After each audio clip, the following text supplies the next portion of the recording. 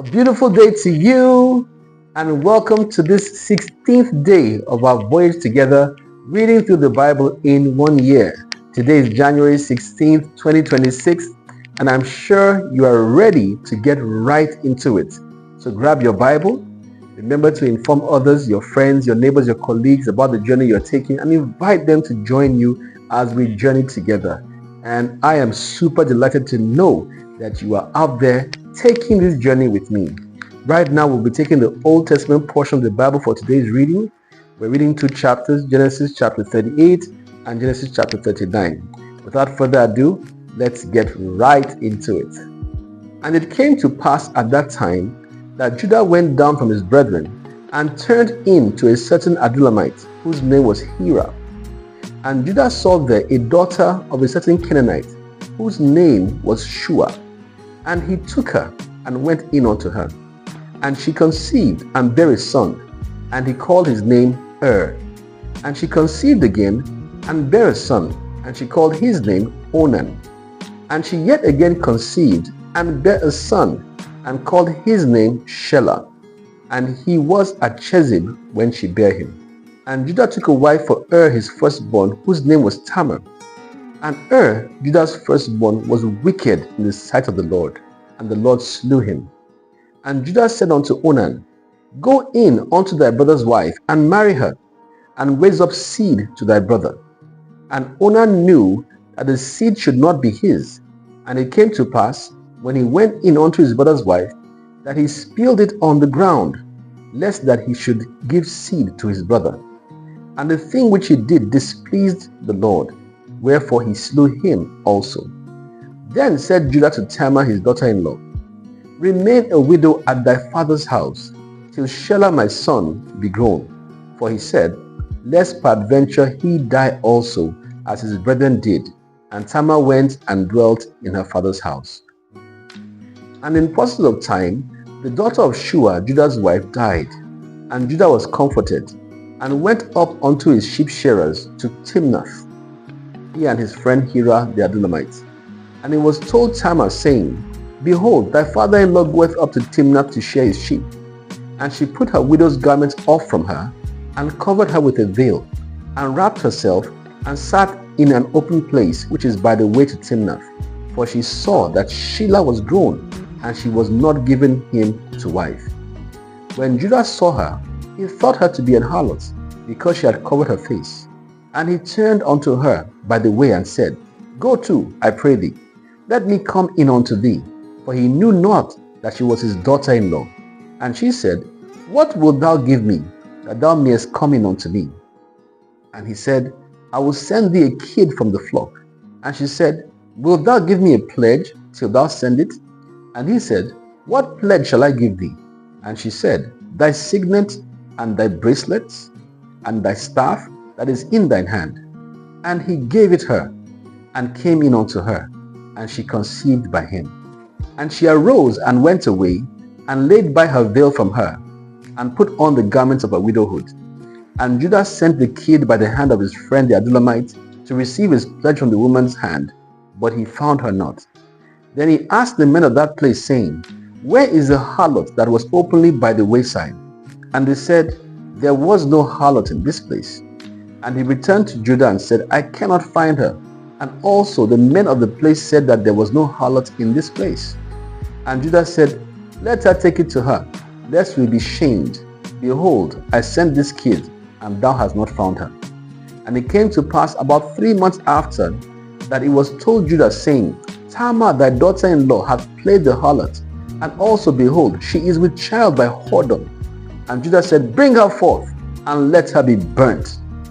When she was brought forth, she sent to her father-in-law, saying, By the man whose these are am I with child. And she said, Discern, I pray thee, whose are these, the signet, and the bracelets, and the staff? And Judah acknowledged them and said, She hath been more righteous than I, because that I gave her not to Shelah my son. And he knew her again no more.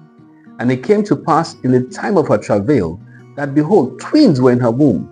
And it came to pass when she travailed, that the one put out his hand, and the midwife took and bound upon his hand a scarlet thread, saying, this came out first. And it came to pass, as he drew back his hand, that behold, his brother came out. And she said, How hast thou broken forth? This breach be upon thee. Therefore his name was called Pharez. And afterward came out his brother that had the scarlet thread upon his hand, and his name was called Zara. Genesis chapter 39. And Joseph was brought down to Egypt, and Potiphar, an officer of Pharaoh, captain of the guard, an Egyptian, bought him of the hands of the Ishmaelites, which had brought him down thither. And the Lord was with Joseph, and he was a prosperous man, and he was in the house of his master the Egyptian. And his master saw that the Lord was with him, and that the Lord made all that he did to prosper in his hand. And Joseph found grace in his sight, and he served him, and he made him overseer over his house, and all that he had he put into his hand. And it came to pass, from the time that he made him overseer in his house, and over all that he had, that the Lord blessed the Egyptian's house for Joseph's sake. And the blessing of the Lord was upon all that he had in the house and in the field. And he left all that he had in Joseph's hand, and he knew not aught he had, save the bread which he did eat. And Joseph was a goodly person, and well favored. And it came to pass after these things, that his master's wife cast her eyes upon Joseph, and she said, Lie with me. But he refused, and said unto his master's wife, Behold, my master wotteth not what is with me in the house, and he hath committed all that he hath to my hand. There is none greater in this house than I, neither hath he kept back anything from me but thee, because thou art his wife. How then can I do this great wickedness and sin against God? And it came to pass, as she spake to Joseph day by day, that he hearkened not unto her, to lie by her or to be with her. And it came to pass about this time, that Joseph went into the house to do his business, and there was none of the men of the house there within. And she caught him by his garment, saying, Lie with me. And he left his garment in her hand, and fled and got him out.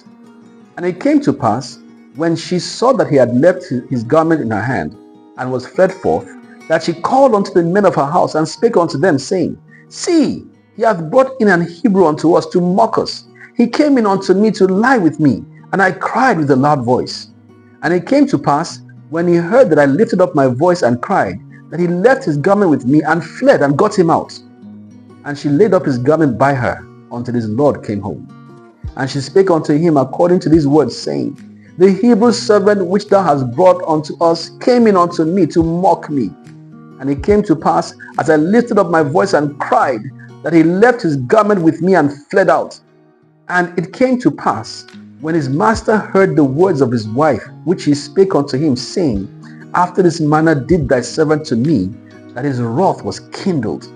And Joseph's master took him, and put him into the prison, a place where the king's prisoners were bound, and he was there in the prison. But the Lord was with Joseph, and shewed him mercy, and gave him favor in the sight of the keeper of the prison. And the keeper of the prison committed to Joseph's hand all the prisoners that were in the prison, and whatsoever they did there, he was the doer of it.